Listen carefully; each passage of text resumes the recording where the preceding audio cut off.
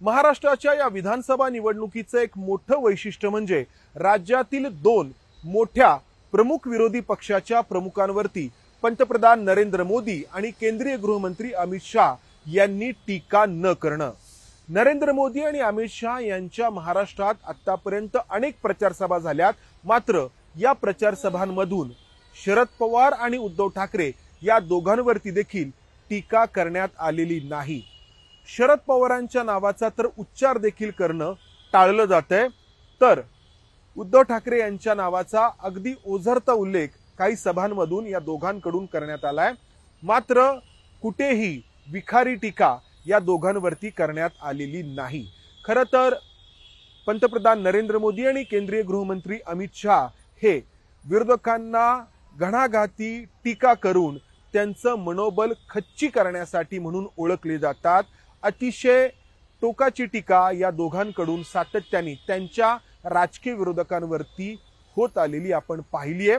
मात्र महाराष्ट्राच्या या विधानसभा निवडणुकीमध्ये नेमकं या दोघांच्या बाबतीतलं हेच वैशिष्ट्य आपल्याला गायब झाल्याचं पाहायला मिळतंय आणि या दोघांच्याही टीकेचा रोख काँग्रेस आणि राहुल गांधी यांच्यावरती असल्याचं आपण पाहतो आहोत।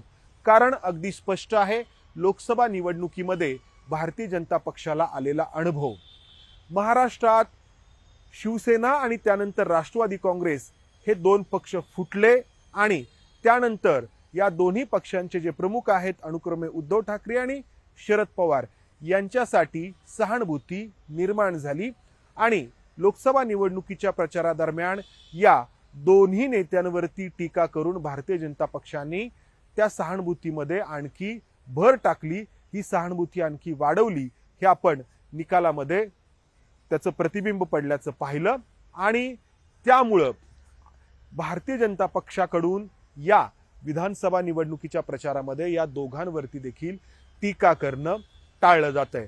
लोकसभा निवडणुकीच्या प्रचाराची जर आपण आठवण केली तर पंतप्रधान नरेंद्र मोदींनी पुण्यामध्ये शरद पवारांवरती टीका करताना भटकती आत्मा असा उल्लेख केलेला होता, तर केंद्रीय गृहमंत्री अमित शाह हे सातत्याने लोकसभा निवडणुकीच्या प्रचारादरम्यान महाराष्ट्रात आल्यानंतर शरद पवारांनी महाराष्ट्रासाठी काय केलं हे जाहीर सभांमधून विचारत होते, तर हे दोघेही उद्धव ठाकरे यांचा उल्लेख नकली शिवसेना आणि काही ठिकाणी तर नकली बेटा असंही करत होते। मात्र विरोधकांचं मनोबल खच्ची करण्याचा हा जो नरेंद्र मोदी आणि अमित शाह यांचा नेहमी प्रयत्न असतो तो लोकसभा निवडणुकीमध्ये उलटल्याचं भारतीय जनता पक्षावरती पाहायला मिळालं आणि महाविकास आघाडीची महाराष्ट्रामध्ये सरशी झाली। खरं तर लोकसभा निवडणूक ही केंद्र सरकार निवडण्यासाठी असते, मात्र त्या लोकसभा निवडणुकीच्या प्रचारामध्ये महाराष्ट्रातील हे जे काही स्थानिक मुद्दे आहेत, प्रांतीय मुद्दे आहेत, ते निर्णायक ठरले होते। खरं तर प्रत्येक राजकीय पक्ष हा प्रत्येक निवडणूक ही त्याला हवे असलेल्या राजकीय अजेंड्यावरती लढण्यासाठी प्रयत्न करत असतो। भारतीय जनता पक्षाचे अलीकडच्या काळातील नेते तर यामध्ये निष्णात आहेत आणि भारतीय जनता पक्षाला अनेक निवडणुकांमध्ये सातत्याने जे यश मिळतं त्याचं हे एक प्रमुख कारण देखील आहे। मात्र लोकसभा निवडणुकीमध्ये काँग्रेस पक्षाकडून संविधान खतरे में है या प्रचाराला सुरुवात झाली आणि संविधान बदल करण्याचा प्रयत्न होणार आहे अशी जी काँग्रेसनी मोठ्या प्रमाणामध्ये वातावरण निर्मिती केली होती, त्या वातावरण निर्मितीला महाराष्ट्रामध्ये भारतीय जनता पक्षाच्या नेत्यांनी स्वतःहून शरद पवार आणि उद्धव ठाकरे यांच्यावरती टीका करून आणखी भर घातली आणि महाविकास आघाडीची महाराष्ट्रामध्ये सरशी झाली। मात्र या विधानसभा निवडणुकीच्या प्रचारामध्ये पूर्णपणे भारतीय जनता पक्षाने प्रचाराचं धोरण बदललेलं आपण पाहतो आहोत। खरं तर विधानसभेची ही निवडणूक इथलं राज्य सरकार निवडण्यासाठीची, इथल्या राज्य सरकारची गेल्या 5 वर्षांमधली किंवा एकनाथ शिंदे यांचं सरकार सत्तेवरती येऊन जी काही 2.5 वर्ष झालेली आहेत त्या 2.5 वर्षांचा लेखाजोखा मांडणारी, मागणारी अशी निवडणूक होत असते। मात्र या निवडणुकीमध्ये आपण पाहतो आहोत की भारतीय जनता पक्षाकडून इथल्या स्थानिक मुद्द्यांवरती प्रचार करण्याऐवजी केंद्रीय मुद्द्यांवरती प्रचार होतो आहे। शरद पवार आणि उद्धव ठाकरे यांना टार्गेट करण्याऐवजी सातत्याने राहुल गांधी यांच्यावरती टीका होते आहे, काँग्रेसवरती टीका होते आहे. हिंदुत्वाच्या मुद्द्यावरती ही निवडणूक लढवली जावी यासाठी सातत्याने प्रयत्न होते आहेत. दुसरीकडे जे विरोधी पक्ष आहेत, ज्यामध्ये शरद पवार यांचा पक्ष, उद्धव ठाकरे यांचा पक्ष आणि काँग्रेस, हे सातत्याने इथल्या स्थानिक प्रश्नांवरती ही निवडणूक लढली जावी यासाठी प्रचार करताना दिसत आहेत. मग तो शेतकऱ्यांच्या शेतमालाला मिळणारा हमीभाव असेल किंवा इथले बेरोजगारीचे प्रश्न असतील, इथल्या औद्योगिक कंपन्या बाहेर जाणं असेल, या सगळ्याचा प्रचारामध्ये सातत्याने उपयोग करण्याचा प्रयत्न विरोधकांकडून होतो आहे.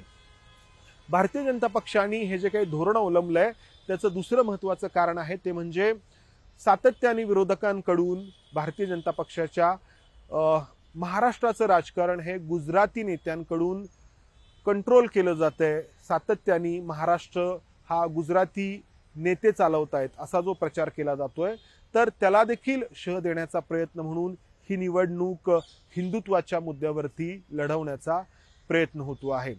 लोकसभा निवडणुकीच्या आधी शिवसेना आणि त्यानंतर शरद पवारांची राष्ट्रवादी काँग्रेस ही फुटली होती आणि आपण पाहिलं की त्यामुळे जी एक चीड निर्माण झालेली होती, खरं तर त्यानंतर महाराष्ट्राच्या त्या लोकसभा निवडणुकीला एका फॅमिली ड्रामाचं रूप आलेलं होतं. लोकांना खरं तर कोणाचंही घर फुटलेलं आवडत नाही आणि लोक नकळतपणे स्वतःला त्याच्याशी जोडून घेतात. जसं एखादा कौटुंबिक सिनेमा किंवा सासू सुनांच्या सिरियल्स पाहताना प्रेक्षक स्वतःला नकळतपणे त्याच्याशी जोडून घेतात, तसंच लोकांनी लोकसभा निवडणुकीमध्ये या पक्षफुटीला जोडून घेतलं होतं. मतदानामध्ये त्याचं आपल्याला प्रत्यंतर आलं.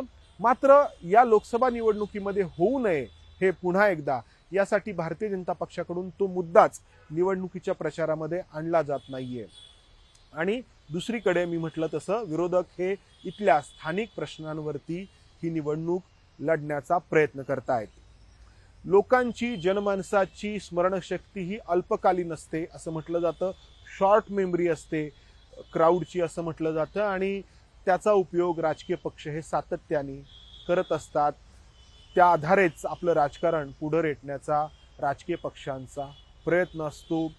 महाराष्ट्राची ही विधानसभा निवडणूक राज्य सरकार तर निवडणारी आहेच, मात्र त्याचबरोबर भूतकाळामध्ये जे काही झालेलं आहे त्याला महाराष्ट्रातली जनता कसा प्रतिसाद देते ही देखील ठरवणारी आहे. आणि या प्रतिसादावरतीच महाराष्ट्राचं पुढचं राजकारण कसं असेल, कोणत्या पातळीचं असेल, कोणत्या दर्जाचं असेल हे देखील ठरणार आहे. कॅमेरामन विजय राऊतसह मी इथेच थांबतो. धन्यवाद. एबीपी माझा, उघडा डोळे बघा नीट.